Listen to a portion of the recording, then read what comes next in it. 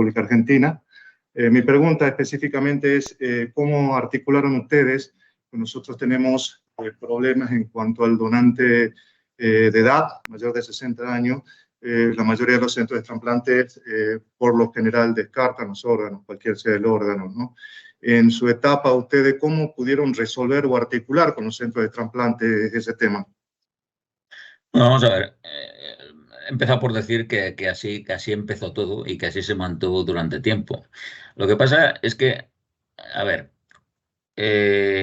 durante los inicios de la ONT había un cierto sentido de la propiedad.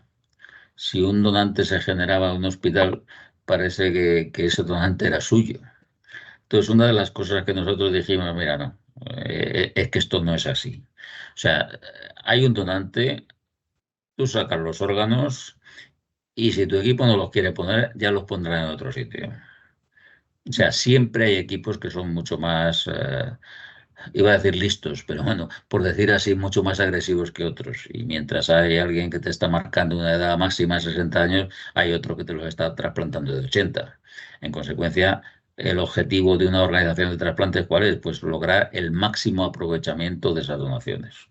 En consecuencia, y eso ya aquí es un papel que jugamos muy activamente y que aquí, pues me imagino que jugará exactamente igual el Incucay.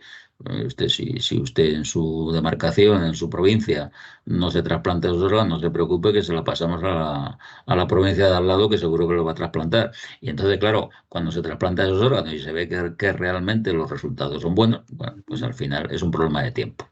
Al final nosotros hubo un momento en que los órganos difíciles, entre comillas, pues al final se trasplantaban todos en Madrid y Barcelona.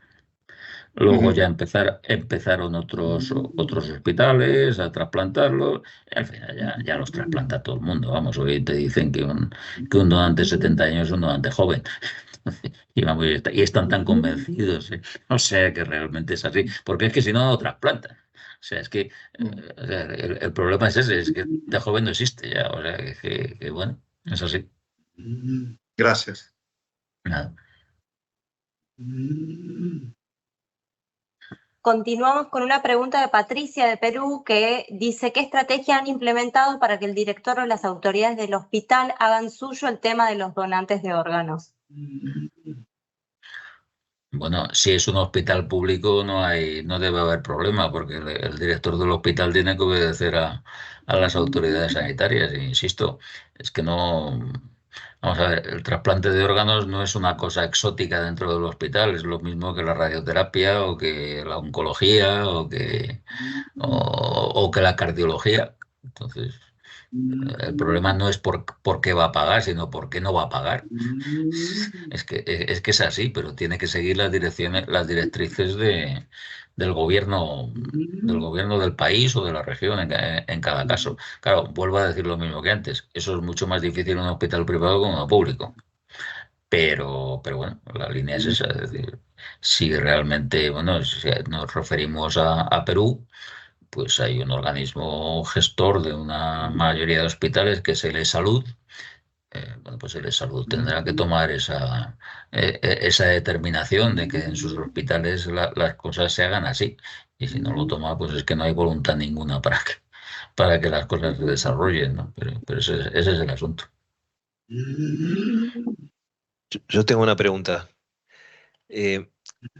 Acá pasa algo parecido a lo que usted contó de las diferentes tasas de donación según la comunidad que se evalúa, ¿no? Hay lugares de 80 donantes por millón y hay lugares de 30 y pico.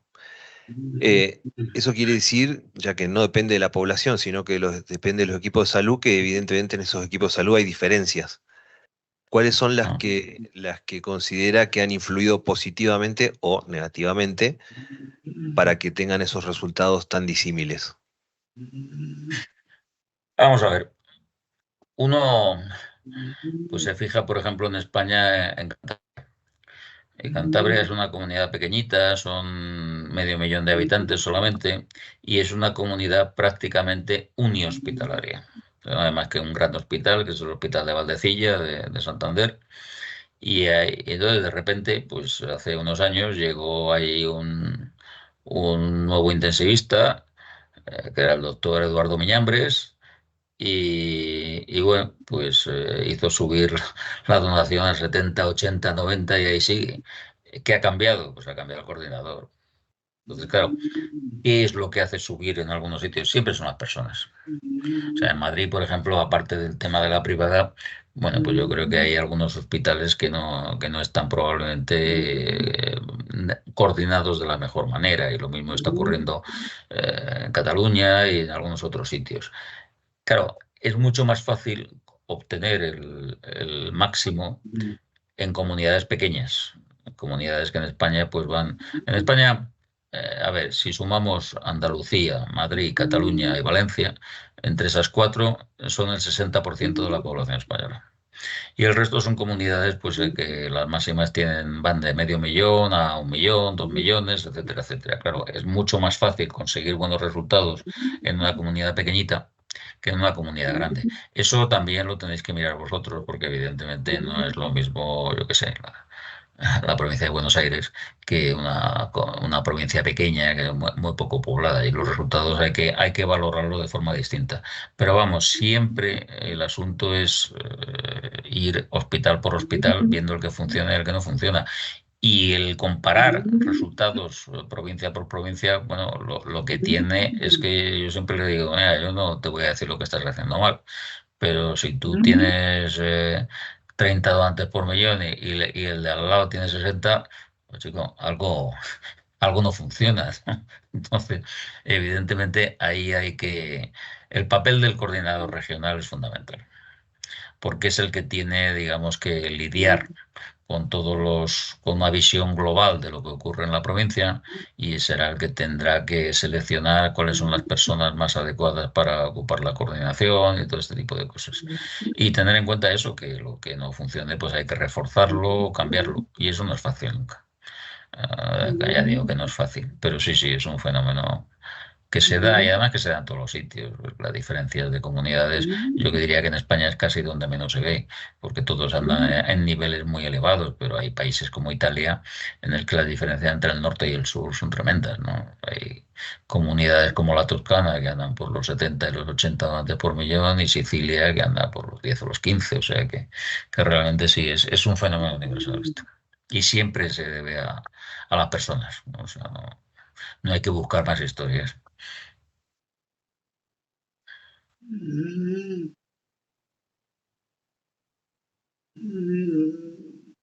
Bueno, continuamos con las preguntas.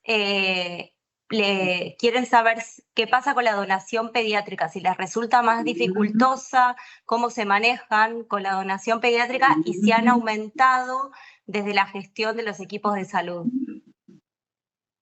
Bueno, la donación pediátrica siempre es más complicada, pero no más complicada porque los niños sean más complicados, al contrario.